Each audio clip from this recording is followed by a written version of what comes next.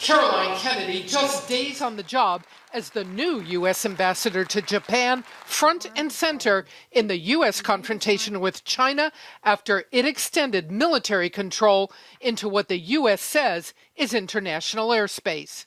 With their announcement of an East China Sea air defense identification zone, undermine security and constitute an attempt to change the status quo in the East China Sea. China declared it now controls a vast portion of the airspace over the East China Sea and remote islands that both China and Japan claim, ground zero in this high-stakes tension. China demanding for the first time that aircraft flying through the zone file flight plans and maintain two-way radio contact. This only serves to increase tensions in the region. Vice President Joe Biden will visit China, Japan, and South Korea next week on a planned trip. A senior administration official says the vice president will, quote, seek clarity regarding the Chinese intentions. There are worries China, if not bracing for confrontation, is still dangerously raising tension.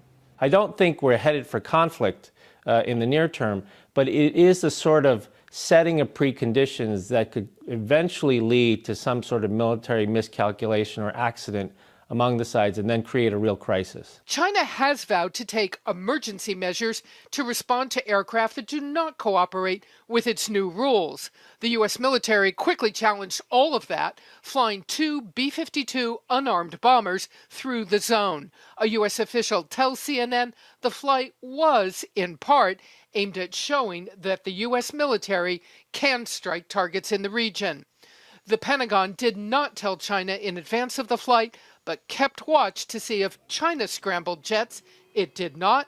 The Chinese also kept watch. It's indeed the right of every country to defend its airspace and also to make sure that its territorial integrity, its sovereignty are safeguarded. This is a normal arrangement.